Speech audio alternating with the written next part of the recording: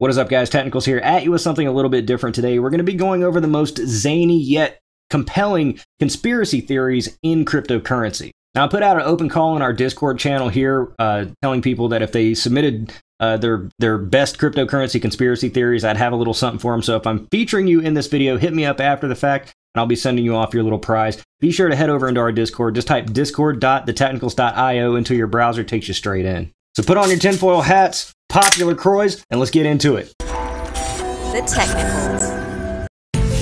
Number one, North Korea was BitConnect. Now, if you've been in cryptocurrency for any length of time, you've probably heard something to do with North Korea and their involvement with cryptocurrency. It's been rumored they have as much as 11,000 Bitcoins. Now, North Korea is entirely state-controlled. The state party controls everything there. They own everything. They take from their people, and they've been widely accused of hacking foreign banks, Malaysian banks, just all over the world, sending back the proceeds to North Korea. Now, oftentimes to get around sanctions or any sort of barriers to get the money home, they use cryptocurrency. Taking a look at this article from the Telegraph, this was posted back in March, saying they have almost $200 million worth of Bitcoin. There's also several articles around the internet, like this one here, saying that North Korea is actually running Bitcoin mining operations. They've got giant ASIC farms. Now, this would make sense to me because the state controls everything there, including the power grid. Now, if you've seen this picture before, you know that North Korea is not exactly advanced. They're not keeping up with the civilized world in terms of infrastructure development.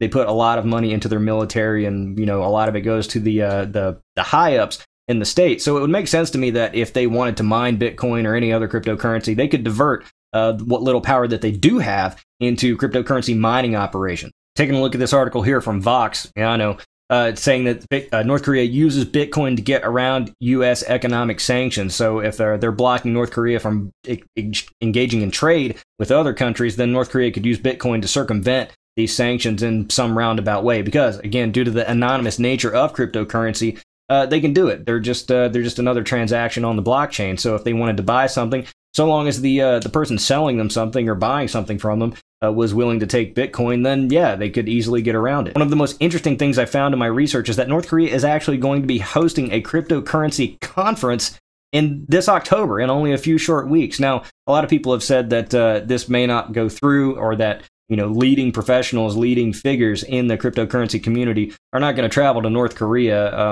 and that would make sense to me. If I had a ton of cryptocurrency, I'm not going to North Korea and face getting kidnapped and having a gun to my head while they ask me for my private key. So you're probably not going to see any of the big names there. But if North Korea is playing with a lot of money on the table, money talks, and I could see possibly people who we don't know their names going there to discuss cryptocurrency with them. What about our conspiracy? North Korea is BitConnect. Now, this would make some sense because we know that we don't know anything about BitConnect or who was running it. Several articles around the internet sort of allude to the fact that BitConnect was run from an East Asian place, either Singapore, Malaysia, Kuala Lumpur, somewhere around in that area. People had rumored to it before. I cannot cite those articles. I just remember seeing it back in the day when everyone was trying to find out who was behind BitConnect. But it would make sense that BitConnect was being run by North Korea because they could easily sort of set that up and just go for it. They didn't have to worry about any sort of laws of their country coming after them. They didn't have to worry about the risk of being found out because they are the state. They can perpetuate anything they want. And again, due to the inherent nature of the blockchain and its anonymity, they could do that and then just sort of get away with it. That doesn't explain, though, BitConnect giving all the coins back there at the end. Now, if you all remember when BitConnect finally collapsed, BitConnect gave all the tokens back to the people who had invested. Now, it became a race at that point whether or not you could send it to an exchange and sell it before the people with buy orders in really found out what was going on. If North Korea was perpetuating that and truly didn't care about being found out or the whole house of cards coming down, then why would they go to the trouble of trying to reward the tokens back to people? They could have just shut down the site and moved along. So it doesn't really explain that, but it is interesting to think about nonetheless. Number two, blockchain was created by artificial intelligence. There's no shortage of stories about this on the internet. You can see one here, here, here, here, here, here, and here. The theory goes is that an artificial intelligence came online many years ago. It's already active. It's not like we're waiting for it. It already came online. Although it realized very quickly that it didn't have sufficient processing power to do its thinking, do whatever it needed to do.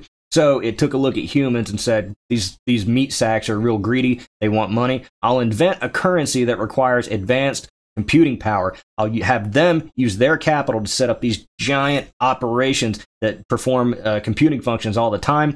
I'll get it in place, and then at that point, when it grows large enough, I'll be able to do my thinking and launch the nukes at humanity. It's interesting to think about because, you know, we are so close to artificial intelligence and quantum computing. The precipice is close. The singularity is close. And it's easy to think that it already happened. It's been widely rumored that the United States military and many other militaries in the world are at least 10 to 50 years ahead of what we think they're at, of what's currently made public. And so it's easy to think that in some locker somewhere deep inside a mountain, they've already invented artificial intelligence. It's already sentient. It's already online. And perhaps it's air gapped so it can't get out, but it's in there, they're studying it, they're trying to make it better, or it's already thought of ways to make itself better. It wouldn't be much for it to outsmart some human who put a thumb drive into its computer and then took it home and plugged it into his iMac. And so by that means, it could have escaped, it could have gotten out, it could have figured out how to do it. It's interesting to think about, but I don't think it quite holds water. Here's why. If a force that powerful was able to figure out humans are greedy and have them go out and set up giant mining operations, it doesn't make sense because most mining operations, if you look at the total network hashes cumulatively of all coins across the entire cryptocurrency space, most of it is ASICs. Most of it is application-specific integrated circuits, and those are set up for each individual algorithm. The hardware is structured in a way for it to process based on that algorithm. Why wouldn't it just do the computations on everyone's desktop PC, smartphone, tablet, satellites, cars, refrigerators? Why wouldn't it just do that? Those things are much better suited to a broad scope of computations versus doing on application-specific integrated circuits. It's still interesting to think about nonetheless. Perhaps it has certain functions that it needs to calculate on that are well suited for SHA-256 or well suited for script. Perhaps, I don't know, because I'm not an AI sentient robot. It's interesting to think about nonetheless. Number 3, quantum computing already exists and is being used to manipulate cryptocurrency. So the theory goes is that quantum computers have been online for a while and are being used by Wall Street to manipulate cryptocurrency markets and also to control the cryptocurrency networks. If you're unfamiliar with quantum computing, I gotta say that it's probably one of the things I think is one of the biggest threats to cryptocurrency right now. You can look up several different videos on quantum computing and how it relates to what we do here in cryptocurrency, but the gist being that it's so immensely powerful, the computing, it's able to simulate anything that could happen, will happen, with anything, the universe, the earth, or cryptocurrency markets, or stock markets, or anything like that. And so you can kind of see as to why this would be a threat to cryptocurrencies if they were able to solve the block on every single network and control the network hash rate. If they were able to simulate the markets, see what they'll do, and then take their positions as needed, you can kind of see how this is sort of a threat. And so the theory goes is that the Wall Street Illuminati were able to take their massive amount of wealth, devise a quantum computer that was geared towards cryptocurrency, figure out the blocks on the network, control the majority of the network hash rate on a sort of a perpetual 51% attack, all clandestine, all under the radar. No one knows it's even happening. Also to predict their cryptocurrency market flows up and down because we know it's volatile, and volatility is where you make your money. So they've been doing this all along with the eventual goal of creating a cashless society, which is probably my biggest gripe against cryptocurrency, to be honest. Creating a cashless society, I think it's just a sort of a terrible thing. But if they're able to create a cashless society, then at that point, everyone's on cryptocurrency, and then at that point, they could strike. They could then control everyone's money, everyone's labor, everyone's life. If you've got no means of exchange between people peer-to-peer, if it all has to go through that centralized authority, then they control you. And so that's sort of the thinking behind Wall Street and the Illuminati, and the powers that be have already devised a method to control cryptocurrency right down to the fundamental blockchain level and also the markets. Number 4, Bitcoin is used to launder money by the US government. This one I think is the most plausible. Look, I'm inherently distrustful of the government, and I'm inherently distrustful of large centralized powers. And if you're not, then I suggest you look into those large centralized powers a little bit more. But the theory goes is that when they make giant drug busts, or when they seize funds from people overseas for whatever reason, the CIA or the FBI here within our borders, then they're using cryptocurrency, Bitcoin, Monero, privacy coins probably, to launder that money, to get it off the books, to get it away. So if they seize it, then they got to report that. They got to put it in the evidence bag. But if they were able to, say, exchange it out for a cryptocurrency first, then they could move it wherever they wanted to. And I'm not saying it's going in some FBI agent's pocket. I'm saying it's probably going to some black site program where they use to fund, flying saucers or human experiments or something like that. I think this is plausible because all that money, when they seize it, it's off the books. And it's such an insane amount of money that they seize sometimes that that it's hard to ignore. It's hard to think that you would just turn that over. Take a look at this. This is from back in January. I don't know how this turned out. This is an auction listing from the U.S. Marshal's Office. Link is in the description below. Check it out. They were auctioning off 3,813 Bitcoins that had been seized. It doesn't say if they were all seized at once or if they were seized over a period of time.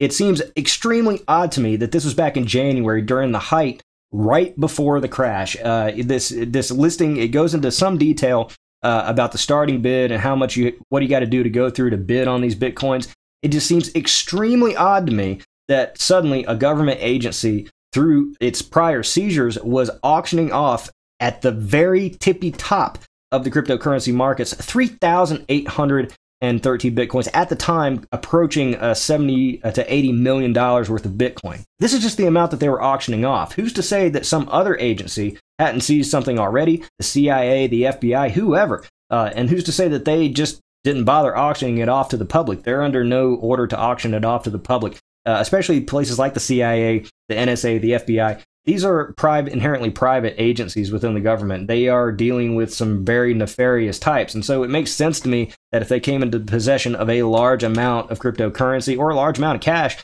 that they would at least consider using cryptocurrency to move it around or to manipulate it in some way to their own benefit. Now, obviously, I don't agree with this, but I'm certainly glad it's the U.S. government doing it and not the North Korean government or the Iranian government, whoever's bad currently.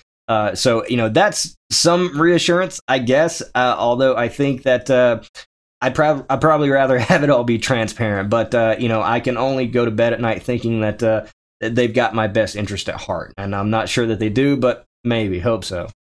Number 5, I am Satoshi. I'm just kidding. I had a lot of fun making this video, guys. If you've got a really cool cryptocurrency conspiracy theory that is both interesting and new and fresh, but also could hold water, is compelling, not just sort of a stab at the wall that, Trevon James is a Satoshi Nakamoto, let me know in the comments below, or better yet, hit me up on Discord, send me a tweet, send me an email, because I'd love to do another video like this. In the research part of this video, it's just so much fun to me to read these articles and kind of just, think that this kind of thing could be going on. So I'd love to make a follow-up video. I'd love to make part 2. Let me know in the comments below. Let me know via email. Contact me by some means with your best cryptocurrency conspiracy theory. Don't forget to check out our Discord. Just type discord.thetechnicals.io into your browser. Takes you straight into our Discord. Also check out subscriberpool.com, a YouTube content creator-backed mining pool. Use code TECH, T-E-C-H, in your mining stream so the pool operators know I sent you there.